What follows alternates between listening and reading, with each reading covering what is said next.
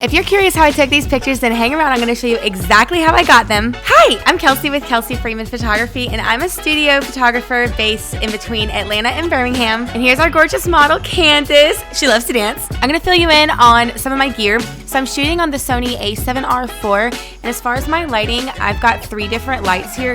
Now really quick, just so I can explain it, I'm going to freeze and show you everything I'm using. Now the light up above is what I call my main light, and inside of there is the Godox AD300. That is what I use for my main light for most of my sessions. And the modifier that is inside of is a 120 centimeter softbox. I'm gonna have it linked below in my Amazon. It's got all the gear that I use. There's no gel in there, it's just good old regular light. As far as the angle of my lighting, I want a little bit of drama and depth with the shadows, so I do not have it facing more of her front side. I have it pulled back to the side, and that's just gonna give me some really gorgeous depth in the lighting. The more your light is facing straight towards your subject, the flatter it's gonna be, and the more you have it pulled to the back, the deeper the shadows are gonna be.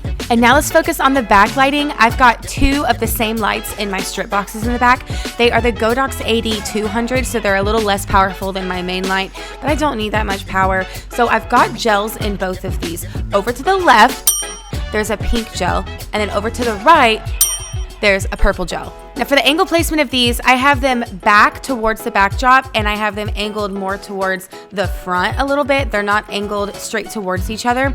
I have them facing the front, and what that's gonna do is just give me some really gorgeous light on the back side of her. I don't want this light filling up too much of her front side. I really want this light and the color just to kiss the outside edges of her. All right, I think that about sums up the lighting. So now let's go ahead and get into the session and the posing. It took me too long in my photography journey to learn how important it was for me to help pose my clients, but it really makes such a difference. So I try to mirror them and show them exactly what I'm looking for and tell them all the little micro things they want to be really paying attention to. So for me, one of my favorite things to tell people is like their eyes.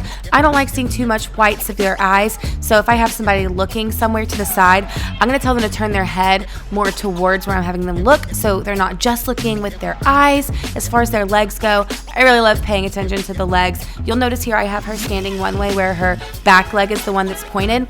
After I play around with her for a little bit and take some pictures, I realize I really want that front leg to be the one that's bent forward. I feel like it's gonna do some good things for her booty shape. And that's what it's all about. It's just those micro adjustments, any little thing to see how you can help your client and make them feel more flattering. Even the smallest little adjustments in shoulder placement, elbow placement, like it can all make a huge difference. So you can see I'm instructing her to lift that elbow up more and lift that hand. It kind of does some really cool things with her shape. It's very small adjustments, but to me it makes a big difference. For this one, I'm gonna move my lighting around a little bit. You see I've got my main light up there, and I'm tilting it more towards the front. As I said before, tilting that light towards the front is really gonna give you some epic shadows. I'm bringing another light, that's the AD200, over to the right, and you see it's got a pink gel on it, and I'm changing the angle just a hair so it's not going down too low. I really want that light just to really pay attention to her top half, and I'm just gonna help direct her with her posing.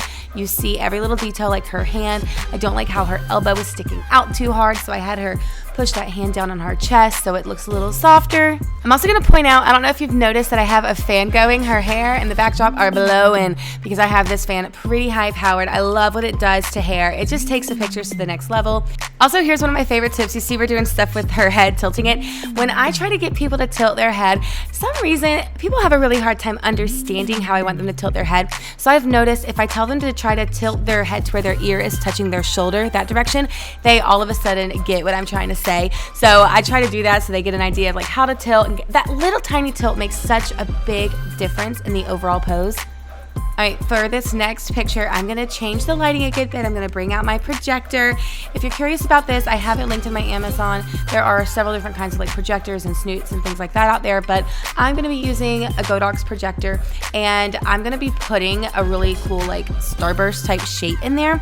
And I'm changing the angle of where my projector is standing because I want it to be behind my model. I don't want this light to be hitting the front side of her. So I'm moving this way to the side, and I'm checking looking to see where the location is going to be hitting the backdrop. Now let me say this, I personally do not have a very strong powered light with a really powerful modeling lamp or a really high powered continuous light right now. You can use that when you're using a projector. Honestly, I would suggest it.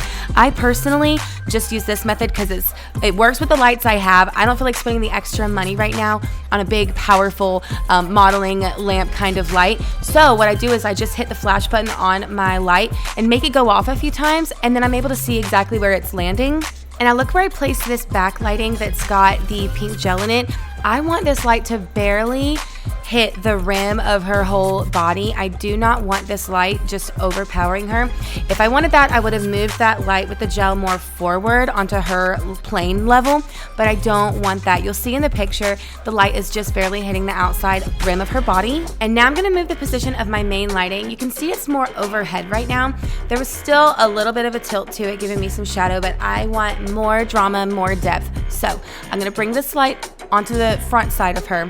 I'm lowering it down so I can change the angle of it a little bit. I want it more side sweeping. I want this light to come across the side more rather than from top to bottom. I want it to go more from left to right. Do you see how harsh that lighting looks on her?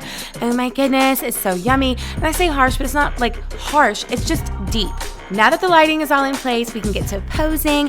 I had like a vision in mind. I wanted her holding her glasses. I wanted her hand on her little butt, popping her leg, but I wasn't in love with her hand placement on her boudoir, so I'm gonna come up and help her out a little bit. I was trying to give her direction from back where I was, but I wasn't quite getting my point across, so I came up and helped her a little bit. And if you feel like you need to do this, go for it. Don't be nervous to come up and help your client because they don't know what you can see. You see what they can't, and sometimes you just got to get the job done, kind of be like a little puppet master and help move them around a little bit. My clients always appreciate that I help like that. And I don't know what your studio environment is like, but if you do not have music blaring and you don't have it so fun in there, then you need to do something about that because your clients' confidence will be skyrocketing through the roof if you have the most fun environment for them. Okay, so now I'm gonna have her turn around. We're gonna push all her hair back and we're gonna show off her back side. Her little boudoir is gonna have its moment to shine. And I'm just gonna help make sure her hair is untangled from all her little straps and her necklaces.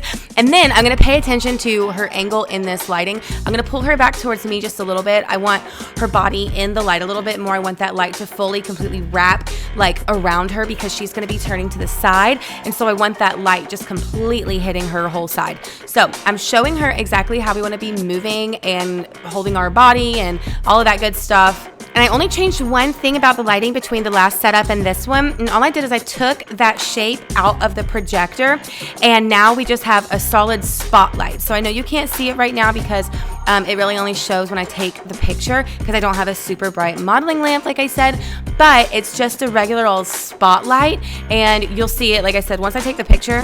And I'm just having her play around just a little bit with her fingers because sometimes when people's fingers get to be a little too stiff, just have them move them around a little bit and they'll soften up for your pictures. And just like that, we are all done. I hope you guys learned quite a good bit. If you have any questions about what you'd like to learn, leave them in the comments below because I'm gonna be making so many more of these videos. I am here to teach. So if there are any questions about lighting, posing, settings, you name it, you ask, I will be happy to go over that. Also, I'm gonna do a shameless plug really quick. The backdrop we've used for this session is actually one that I created for my own line with Intuition Backgrounds. This one is called Girly Pop. I absolutely love how fun it is. If you can't tell, I love vibrant, bold colors. So most of the colors in that entire set are very colorful. So if you're looking for just a good old standard solid backdrop, then head on over and check those out. But there is something extra I added to them. It's like a bit of a spotlight. I don't know if you can tell. It's darker around the edges, brighter in the center. I think it gives a really cool effect. But anyway, thank you guys so much for watching. See you next time.